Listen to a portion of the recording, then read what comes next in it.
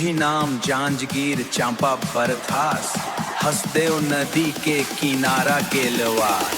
DJ वाले भैया sound ला फुल कर दे जुया।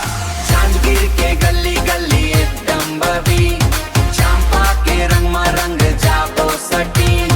डीजे के धुन में नाचो सब डूजा, आज रात झूम झूम जाबो। ओहो जांजगीर चांपा वाई फिटवा, हाय जान करे सब ड्राइव फिटवास। हाई बेस में करे सब ड्राइव हरिवास, डीजे बीट में खो जाबो हेड घंटास। पूरी रात मस्ती मनाबो बरतास। माटी के खुशबू दिल के बात गिर पर, सीजी के स्टाइल सबसे खास सिलवर।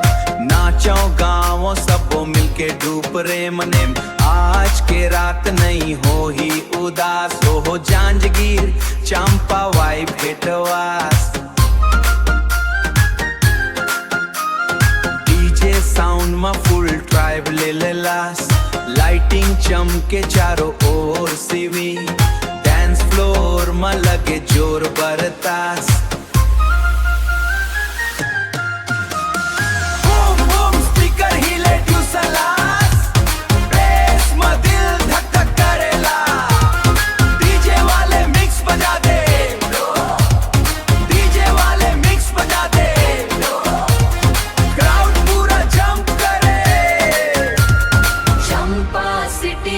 जंगीर टाउन, चंपा सिटी जंगीर टाउन, सबो मिलके करते कराउन कर सास।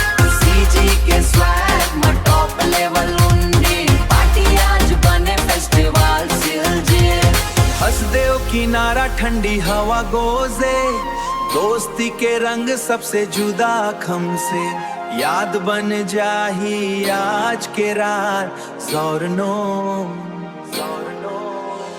डीजे संग बीत ही हर एक बार, डीजे वाले भैया बेस बढ़ा दे हेटवास।